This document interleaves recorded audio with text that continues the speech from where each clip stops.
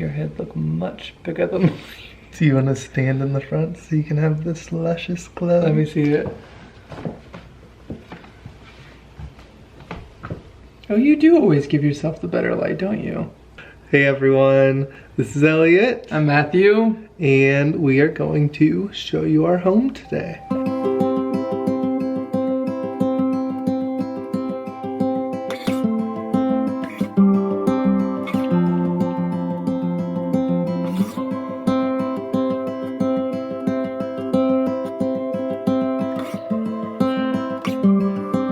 So we have lived in this home together since the fall of 2012.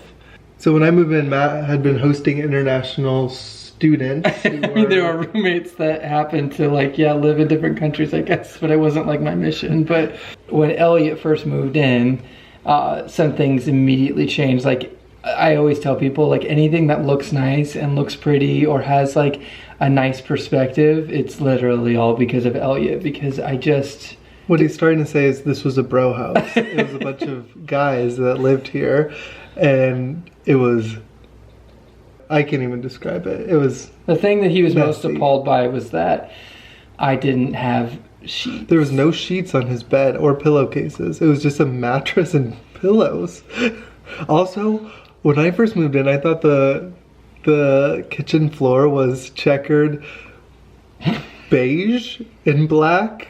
But it just turns out that it was so dirty. Just to paint a picture, so you say already that it's 1,000 square feet.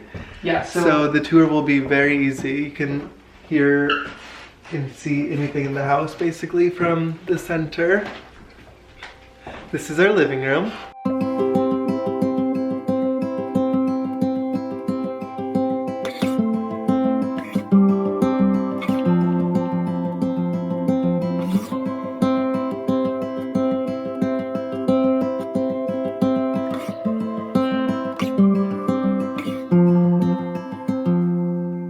A lot of the stuff you see in this room is like either thrifted or from Facebook Marketplace or like acquired secondhand.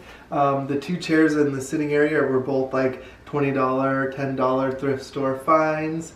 The table we bought off Marketplace for $100. I'm obsessed with it. It has leaves that come out so you can make it bigger. We got these cool coasters from Puerto Vallarta, which is where we went for our honeymoon.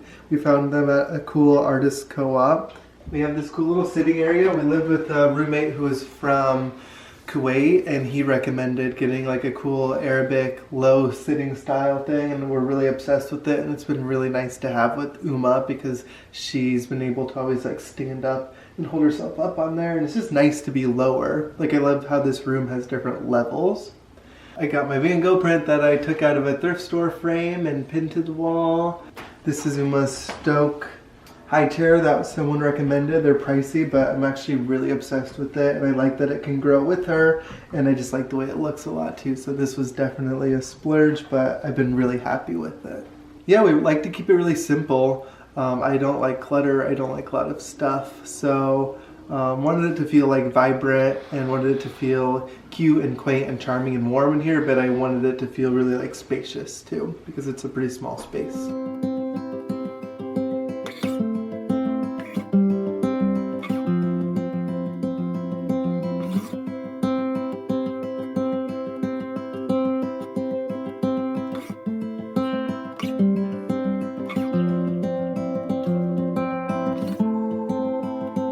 So the kitchen is probably our most recent remodel. I wanted to keep it really white and bright in here to make it feel big because it is a pretty small space. We also tore out like a small door and put in this giant sliding glass door just to let in as much light as we could into the kitchen.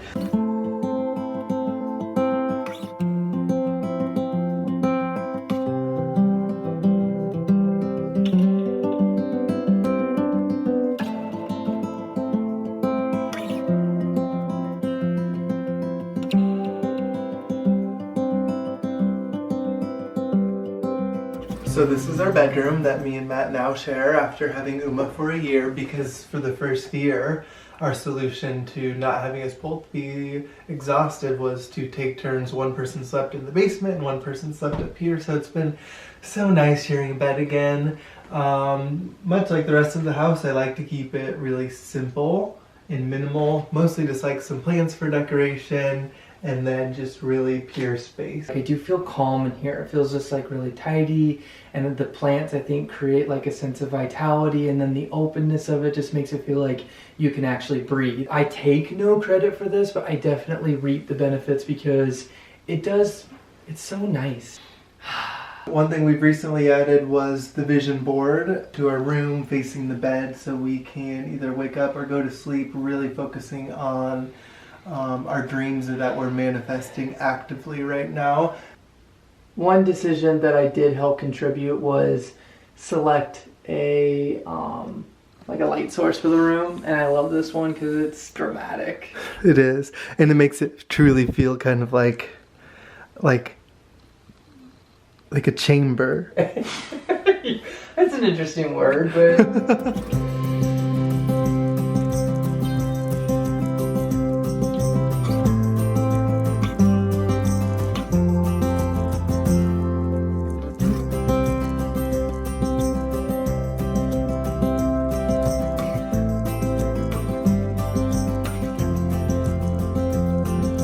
this, which I think like most people's offices, is just a catch-all for other things. It's been the catch-all for the plants because Uma loves to dig in the dirt, so now this is where a lot of the house plants have ended up. We're starting our garden plants in here, so we've got them set up, and all of our books are in here. the name of this paint is called Core of an Apple. No, inside of an apple. Okay. The name of the paint in these walls is Inside an Apple. Is that He's really making fun of me because when I was picking the color, I was like, I want the walls to look like the color of the flesh of an apple. So that's not really the name of the paint you No. bought? No. Oh.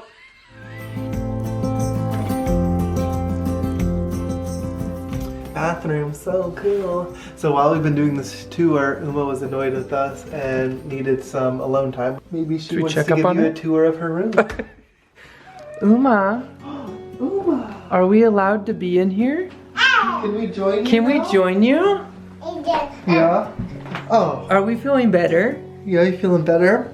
So this is Uma's room, where we keep all of her treasured belongings. As you can see, same theme, really minimal, really pure in here. I think that works really great for her space. I think that having a really simple, clean space for children is really good for their imaginations.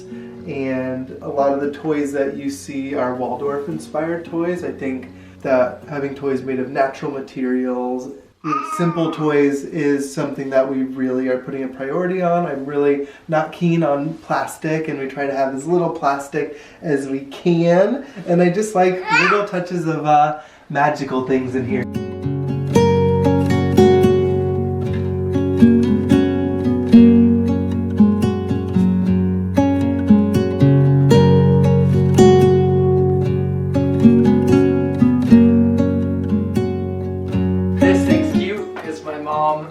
That she cross-stitched that while she was carrying Uma.